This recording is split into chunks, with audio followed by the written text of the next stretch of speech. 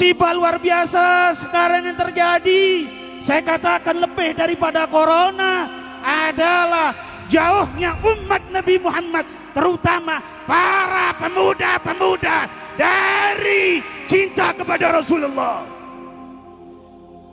Yang dahsyat, orang-orang Yahudi merusak umat Islam yang ada di Indonesia, wabil khusus para pemuda-pemudanya adalah dengan Mobile Legends, saudara-saudara. Tidak peduli waktu, tidak peduli jam, tidak peduli orang tua, 2 jam, 3 jam main Mobile Legends. Bahkan sampai ada yang meninggal. Biasanya orang ingin dihadiri oleh Rasulullah, ingin dihadiri oleh Habib Hussein, ingin dihadiri oleh Faqih Muqaddam. Ini ketika sakaratul maut tangannya begini main Mobile Legends. Ini terjadi, saudara. Bahkan ada satu amalan, kalau kita baca amalan ini, insya Allah kita waktu mau meninggal dunia dijemput sama Rasulullah. Ya, ini saya pernah jelasin kalau ingat antum. Barang siapa yang istiqomah baca ini, tawalla qabdhu ruhi al-Mustafa SAW, yang bakal jemput ruhnya dia, ngurusin ruhnya dia adalah Rasulullah. Itu suka dijelasin tuh sama Habib Muhammad Fadak juga. Itu disebutin nama Habib Zain bin Smith di kitab beliau tuh, ijazah dari Habib Abdullah bin Syekh Al-Idrus. Itu bacaan setiap hari, baca as-salatu wassalamu alaika ya sayyidi ya Rasulullah, khudh biyadi qallat hilati adrikni ya Rasulullah, baca 116. Terus assalamu alaika ayyuhan nabiyyu wa rahmatullahi wa barakatuh 116. Terus baca ana fi jahi Rasulillah 116. Kalau orang istiqomah baca itu, istiqomah, nanti waktu mau meninggal dunia itu akan. Orang nih wajib sholat dalam selama dia punya akal, wajib sholat. Saya sakit banget ini, ngomong sampai susah begitu tuh. Geraknya susah, ini wajib sholat, maka agak ini saya ribet banget, ini saya dirawat di rumah sakit. Tapi diajak ngomong nyambung, akal masih ada. Kira-kira saya wajib, enggak Habib, wajib. Wudhu juga kan susah Habib, nggak usah wudhu, tayamum. Agak bisa bergerak tuh saya Habib, tayamumin. Panggil anak, ya udah tayamumin. Kagak ada yang mau ngurusin saya Habib, saya di ICU sendiri-diri, ditinggalin. Corona saya Habib, ini corona misalnya. Udah sholat dulu, sholat udah, nggak usah pakai wudhu. Sampai ente bisa kena air atau tayamum atau ada orang yang mau wudhuin ente nanti. Bergerak dia susah saya Habib, pakai mata. Mata kadang-kadang gak mau melek, Habib, saya merem. Apa kata Rasul? Kalian masuk surga itu bukan karena amalan kalian, kata Rasul kepada sahabat. Sahabat bingung. Begitu Rasul, tidak, termasuk aku. Termasuk engkau, betul. Lalu bagaimana kita mendapatkan surga Allah? Karena rahmat Allah subhanahu wa ta'ala. Amin ya Rabbal. Nah, salah satu orang yang mendapatkan rahmat Allah adalah apa? Ketika dia melihat keburukan orang lain, dia tidak ikut menyebarkannya. Ketika dia menyimpan rahasia orang, dia kunci mulutnya, dia tidak bagi dengan orang lain. Itu yang bakal mendapat rahmat Allah subhanahu wa ta'ala. Jadi bisa dibilang ketika dunia ini mulai senang membuka dan menyebarkan aib orang, jauh daripada rahmat. Wudu, hanya wudu terus syahadat. Kenapa malas wudu? Ini yang masih malas wudu kalau mau tidur nih, siapa ini? Hah? Kenapa malas wudu mau tidur? Wudu, Nabi SAW suruh. Dalam sebuah hadis dikatakan, kalau seseorang hamba tidur dalam keadaan bersuci, wudu, maka Allah akan titipkan bersamanya malaikat di ranjangnya, yang setiap kali dia bergerak, malaikat itu mengatakan, ya Allah ampunilah dia. Balik kiri kanan lagi tidur, kita nggak sadar, malaikat minta, ya Allah ampuni, ya Allah rahmati. Dan Allah akan mudahkan dia kalau mau tidur. Kalau tidur wudu itu, mau bangun sholat malam Allah bangunin, mau bangun sholat subuh Allah bangunin. Kenapa nggak mau wudu nih? Kenapa malas wudu? Wudu ini kalau disempurnakan, diikuti dengan syahadat saja, habis itu masuk dari 8 pintu surga yang mana dia mau. Kalau saya sebutin manfaat, keutamaan salawat kepada Rasul, lebih daripada 100 manfaat. Menghilangkan kesusahan, memberi kemudahan lunasi hutang, menyembuh penyakit, menjamin ampunan dosa, mendapat 10 rahmat, mendapatkan syafaat Rasul, posisi kita semakin mulia. Setiap kali kita salawat semakin naik darajat kita. Barang siapa yang salawat kepadaku 10 kali, dapat 10 kebaikan, dapat 10 rahmat, dihapus 10 kejahatan, dan naik 10 darajat, dan di akhirat dapat syafaatku. Luar biasa. Hadis yang terakhir, Ubay bin Ka'ab radhiyallahu. Jangan tinggalkan sunnah qabliyah subuh. Walaupun anda malas menjaga sunnah qabliyah ba'diyah.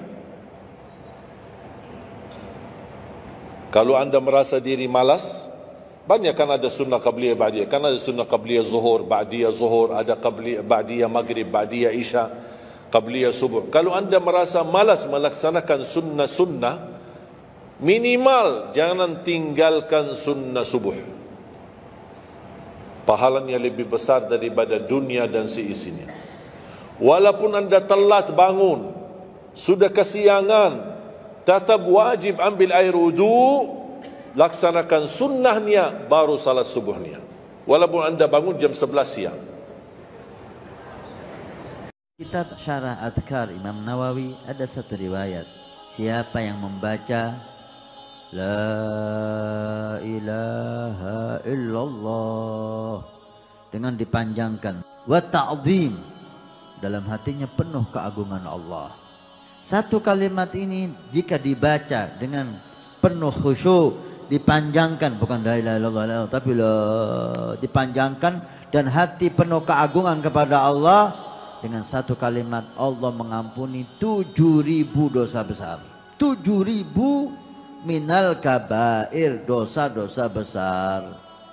Jika dia tidak punya dosa sebanyak itu, maka anak istrinya semuanya diampuni oleh Allah. Jika anak istrinya orang-orang yang saleh enggak punya dosa sebanyak itu, tetangganya diampuni oleh Allah. Kata Nabi SAW, akan datang setelahku umara, pejabat-pejabat yakdzibun, yang mereka berbohong. Makmur negeri kita, maju ekonomi kita, padahal bangkrut, saudara. Mereka berbuat zalim, memeras sana, memeras sini, menganiaya sana, menganiaya sini. Maka Nabi menyatakan, faman saddaqahum bikadzibihim, siapa yang membenar-benarkan dengan kebohongannya, wa'anahum ala zulmihim, membantu dengan kezalimannya. Apalagi nanti kalau jadi juru kampanye, dibagus-baguskan, dibaik-baikkan, dibener-benerkan, padahal bohongan semuanya. Maka Nabi menyatakan, falaisa minni walastu minhu, dia tidak masuk dalam golonganku, aku tidak masuk dalam golongannya. Walam yarid alayyal haub, dan dia tidak akan. Rasulullah SAW ini menyebutkan beberapa golongan yang insya Allah pasti akan masuk surganya Allah Subhanahu wa Ta'ala. Yang pertama, apa kata Rasulullah SAW? Al-fakir ya'tani ala iyalih, seorang fakir yang merasa cukup dengan apa yang dia punya, hidup bersama keluarganya. Apa niki bib? Al-fakir, al-fakir niku orang yang miskin. Kula panjenengan niki miskinnya apa? Malas ibadah. Padahal sudah apa? Sudah mendapat jaminan dari Allah Subhanahu wa Ta'ala, wa ma min dabbatin fil ardi illa 'alallahi rizquha, tidak ada makhluk yang melata di muka bumi ini kecuali sudah ditanggung oleh Allah Subhanahu wa Ta'ala. Ternyata orang yang banyak ngomong itu adalah dibenci sama Nabi. Karena itu jangan banyak ngomong, Pak. Waktu Nabi diisrakan, Nabi melihat satu keanehan. Ada satu lubang kecil yang keluar banteng, Pak. Yang keluar kerbau, lembu. Lubangnya kecil keluar kerbau. Anehnya bisa keluar, gak bisa masuk lagi.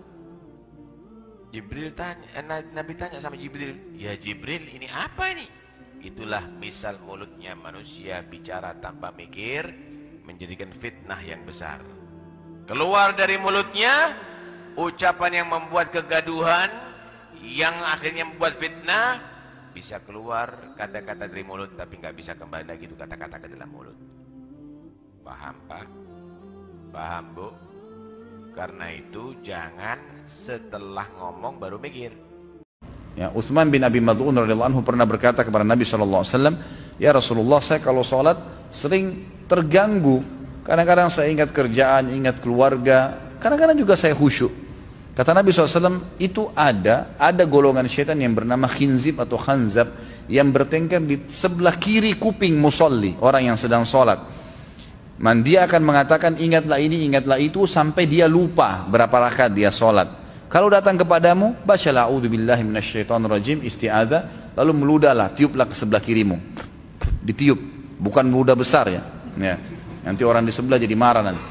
Jadi ditiup tiga kali.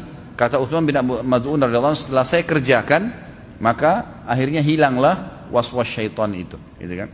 Kalau masih terganggu juga, ulama mengatakan dihubungkan juga dengan masalah yang lain, yaitu masalah dosa yang masih mengganggu. Jadi kadang-kadang dosa juga menjadi penyebab orang tidak khusyuk. Imam Syafi'i kalau baca kitab, dia baca yang ini, dia tutup yang ini. Dia baca ini, tutup ini. Kenapa? Karena kalau dia lihat ini, dia paham juga yang ini. Kita bolak-balik kita baca pun tak paham. Imam Syafi'i kalau mau ke masjid, dia tutup telinganya. Sampai di masjid baru dia buka. Sahabatnya bertanya, Syafi'i, kenapa kau tutup telingamu? Karena semua yang ku dengar dari rumah sampai ke masjid, aku ingat. Kita, yang kita dengar di pengajian pun tak ingat. Jangankan Bapak Ibu, saya yang sudah menyampaikan pun tak bisa ngulang lagi. Jadi Imam Syafi'i kita ikut karena ilmunya, karena hafalannya. Apa kata Imam Malik bin Anas, Imam Maliki, Syafi'i, kau cari guru yang lebih hebat dari aku. Ini beberapa keping uang emas, carilah guru yang lebih hebat dari aku. Malik bin Anas, guru Syafi'i, mengakui kehebatan Syafi'i. Jangan gara-gara masa lalu habis energimu sehingga engkau tidak lagi bisa menatap masa depan. Buang masa lalu. Tapi masalah dosa kau mesti ingat, supaya jangan kau merasa penghuni surga. Ilahi las tulil firdaus si ahla. Aku tak layak masuk surgamu ya Allah. Wala aqwa ala naril jahimi. Tapi aku juga tak kuat masuk dalam neraka ya Allah. Zunubi mislu adadir rimali. Dosaku sebanyak pasir di pantai. Fa innaka ghafirul lambil azimi. Tapi aku yakin kau maha pengampun segala dosa. Bayangkan menetes air mata. Mudah-mudahan itu menyelamatkan kita. Seperti apapun keadaan kita pada saat ini, yakin Allah maha pengampun, Allah maha penerima taubat. Bagaimana kalau saya sudah bertaubat tapi terulang lagi dosanya, taubat lagi, terulang lagi dosanya, taubat lagi, terulang lagi dosanya? Pertanyaan serupa pernah diajukan kepada Imam Hasan Al-Basri. Ya Imam, apakah kami ini tidak malu? Kami bertobat dari sebuah dosa, lalu berdosa yang sama, lalu bertobat lagi, berdosa lagi, bertobat lagi, berdosa lagi. Malu kami untuk bertobat lagi ya Imam kepada Allah. Jangan, kata Imam, jangan malu untuk bertaubat, karena sesungguhnya itulah kemenangan syaitan. Ketika kemudian seorang merasa dosaku tidak akan diampuni Allah, itu kemenangan besarnya syaitan atas manusia. Kata Imam Hasan Al-Basri, kecewakan selalu syaitan kalian, kecewakan dia yang telah mengajak kalian untuk berdosa dengan bertobat kepada Allah, karena Allah maha